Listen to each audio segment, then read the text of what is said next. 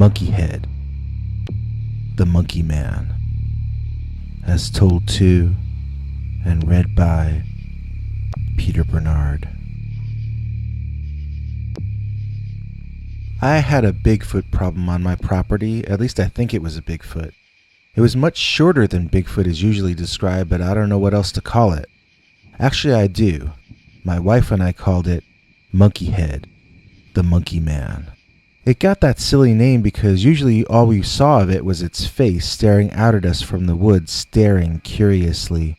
We saw it so often but almost never in the same place, and when we got to the location to investigate, we never found any evidence that anything was actually there at all. In fact, for the first 3 years of sightings, my wife never saw it, and I was beginning to wonder if my eyes were playing tricks on me, or if I were losing my mind. Before you ask me if I've ever tried to photograph it with game cameras, the answer is yes, but every single game camera that I put out just disappeared. I have never found a single one of them. I only started putting up trap cams after my wife started seeing it as well, but let me go back to the time before that when I was wondering if it might be something unreal, or supernatural, or a product of mental illness on my own part. That was the toughest time of my life, not knowing if I was losing my grip on sanity itself. The first few months of seeing the creature, I didn't even tell my wife, who we can call Sarah. It all started one morning around dawn when I was sitting at the kitchen table and staring out the window through the steam rising off my coffee. I kept thinking I was seeing a face wiggling back and forth in the woods, but I assumed it was the steam creating optical illusions, so I just sort of went with it and continued to try to wake up. After my coffee was done, I was still gazing out the window, and out of the corner of my eye, I thought I saw the face again. Quickly moving my eyes to the spot, I got the surprise of my life. Not only was there a face there, but it was a gruesome and frightening one, like some kind of Halloween mask or a face that came out of your nightmare. I'm pretty sure I screamed. All I know is I looked directly into the eyes of whatever that thing was, and that thing looked right back at me. I stood up, knocking some things off the table which clattered to the floor and woke me out of my daze. Now when I looked back at that spot in the woods outside our kitchen window, I just saw leaves blowing in the wind. Is that what my mind misinterpreted as a face? But the face had yellow eyes, and I saw nothing yellow in that bush now that I could have mistaken for eyes. I wondered what exactly had just happened. The monkey face incident stuck in the back of my mind, keeping me from getting very good sleep at night and distracting me from my other thoughts during the days. When something surprises you that much in your own home and you never resolved what it was, it unnerves you and changes the way you go about your day. Now I was looking in the bushes and trees all the time. I would stare at all the bushes and trees near my parked car before walking toward it. I would stay in the center of the yard when relaxing and never go over by the tree line anymore. All this from one incident. I considered telling my wife, but why worry her too? It started to fade away and I sort of chalked it up to my mind playing tricks until one night I was in the bathroom on the second floor doing my business when I heard a strange sound that I couldn't at first identify. I listened and it sounded like a tapping. Was someone knocking on the bathroom door? No, the tapping was coming from the opposite direction. Looking over, I saw that the tapping was coming from the window of the second-story bathroom, where the nightmare face was staring in at me. It was a primate's face, yet a human face. Maybe a proto-human face, or almost human. It didn't look like a deformed person. It looked like that was what it was supposed to look like, but it was not the same as any species of ape or man that I've ever become aware of. There was something absolutely terrifying just by its very existence. The implications of this thing merely being alive are too many to possibly calculate. this thing actually being there entirely changed my world. But also, it was a monster face staring at me from the window, and I needed to get out of there. Screaming and pulling my pajama pants up, I tried to run back to my bedroom. Then I tripped and fell on my face. I made it back to the room, closed the door, and jumped into bed. I literally pulled the cover over my head like a small child, as though that would protect me from the monkey face at the window. My wife muttered something in her sleep but never woke up. The next morning, once again, I was back to wondering if it had actually happened. They say sometimes when you get up in the middle of the night, you're not really fully awake, so you might dream and think it's real. In other words, you can see things from dreams or nightmares in your waking reality sometimes, supposedly. I had thought I was over the monkey face incident, but who knows how the subconscious mind works. So maybe I projected the image out of my own mind? I went to that bathroom and opened the window, looking out. There actually was a flat section of roof about 4 feet down under the window, so somebody could definitely have been standing there. I saw no footprints or evidence of any recent disturbance there, but still, it wasn't impossible that someone might have actually been there. So, either I was going crazy, or a monster-faced thing was stalking me. I'm not sure which of those two I should have been rooting for, but I knew one or the other had to be real. But what could I do about it? Nothing. Just hope it stops happening and that I can forget about it. The stress was beginning to get to me and I had to take a day off of work. That was probably a mistake as the center of my stress was at home. This time, I was trying to relax in the living room watching the boob tube, but I kept having that feeling that you're being watched. I looked out of the windows a few times but saw nothing. But then, when I was watching TV, out of the corner of my eye, I saw something run out of the trees. I saw not just the monkey face, but the entire body of the thing. It was the size of a small man, like 5'5" or 6 maybe. Its arms might have been a bit longer than a normal guy's, but it was not a chimpanzee. It definitely was not a gorilla either, for the same reason.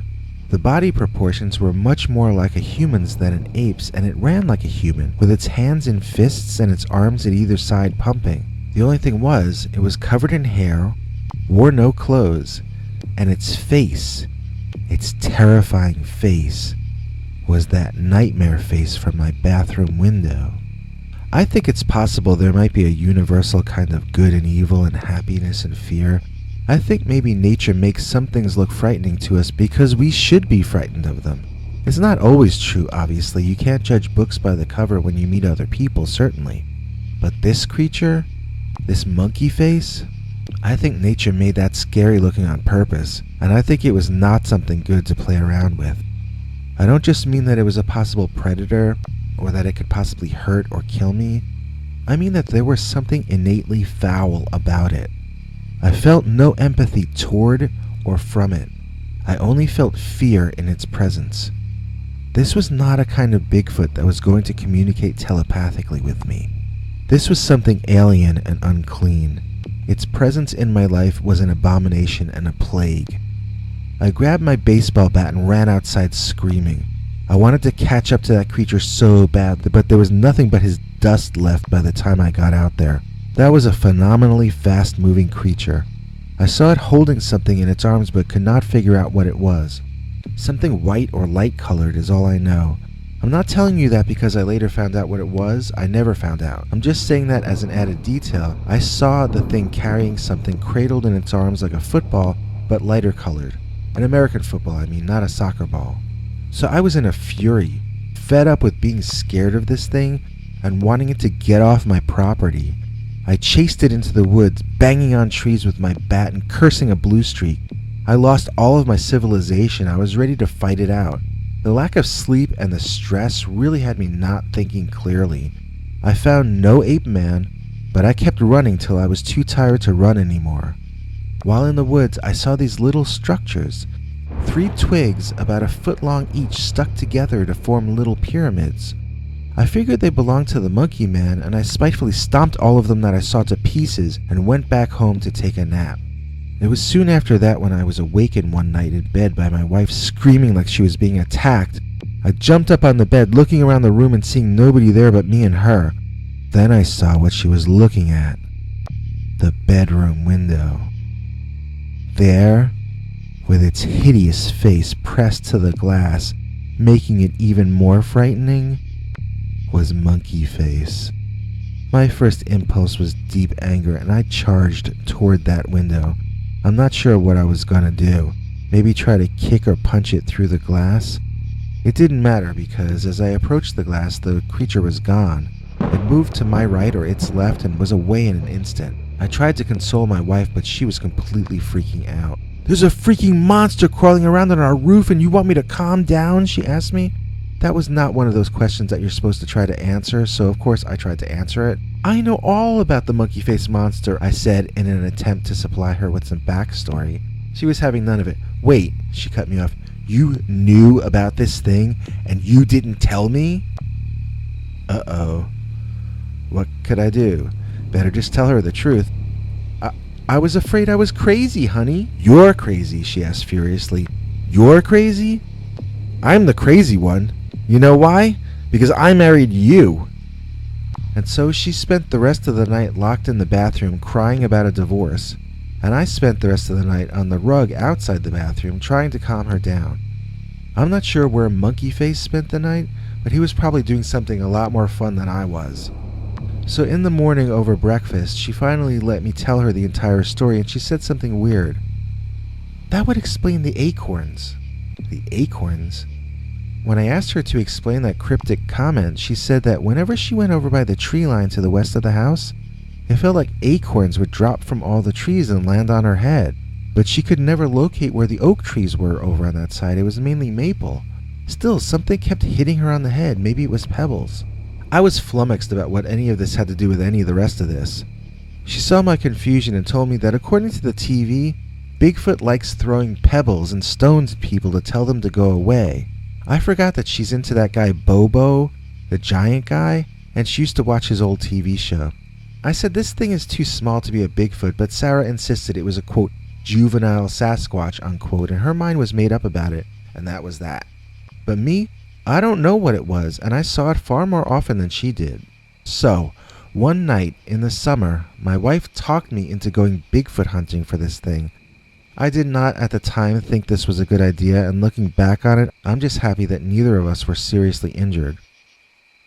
My advice would be to not go out in the dark on the turf of nocturnal carnivores and omnivores.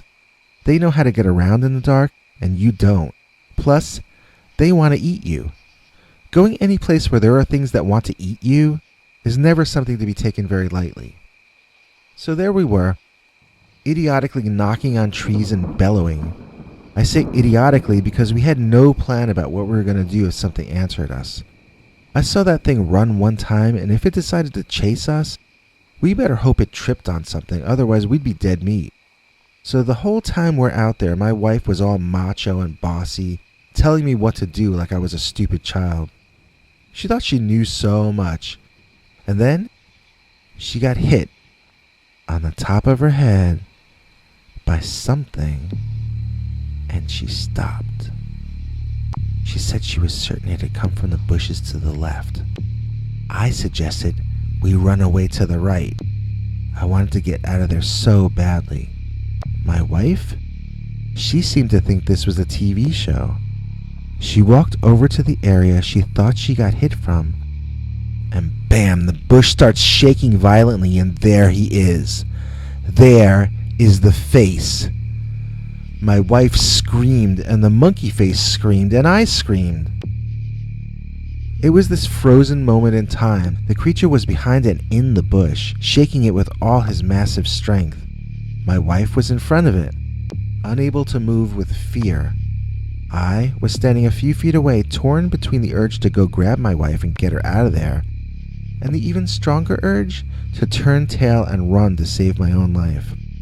You might not believe it, but I actually went up and grabbed my wife to pull her away. I actually thought of her first, and so she turned around and slugged me.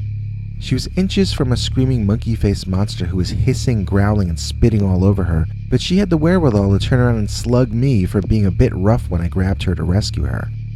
I was half tempted to run away on my own, but instead I grabbed her and threw her over my shoulder first instead.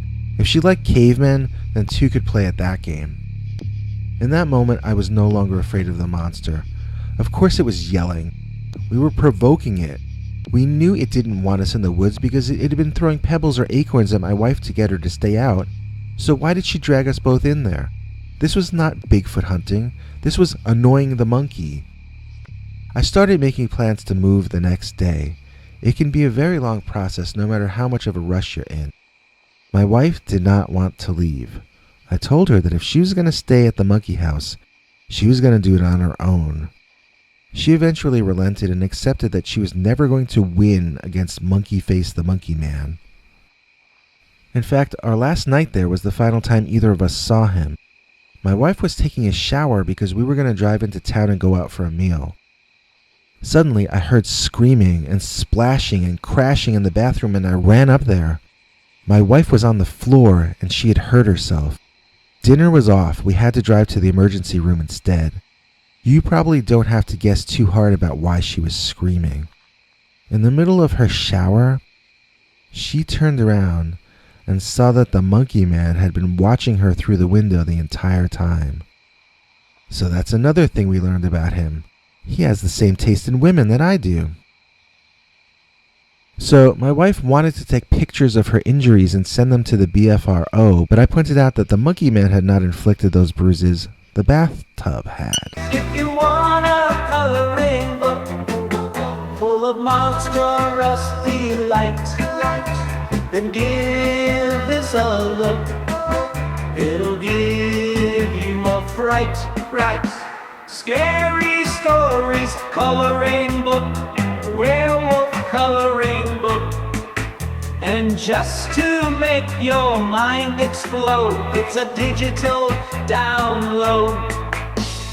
All it costs is $2.09, and then you will be feeling fine.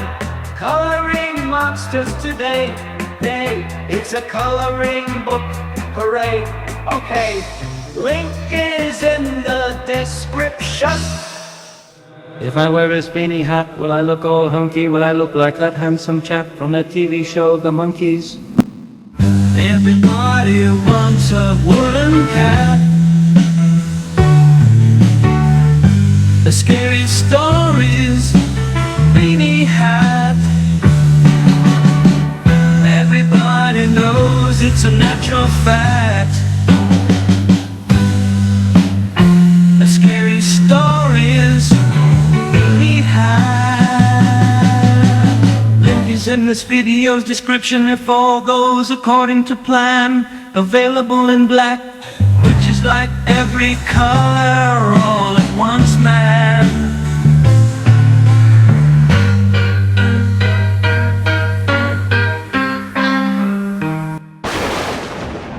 Thanks, Biggie. And thanks to all of you for watching this far. If you liked it, please click like. If you'd like to see more of our work, please subscribe. And also click that bell icon if you'd like to be notified when we put out a new episode. To become an executive producer, you can donate to us through the thanks button under each of our videos or through our paypal.me/PeterBernard209 page.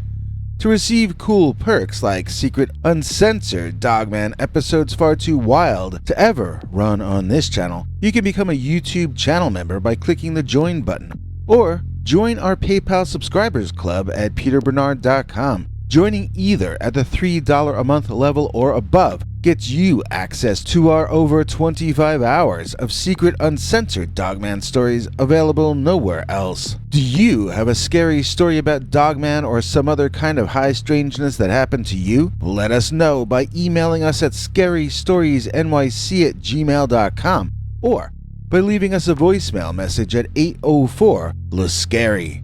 You may need to call back on that one. It cuts off after, I think, 3 minutes. And if you don't want to do any of that stuff, thank you for simply watching to the end. Good night, and have a scary tomorrow.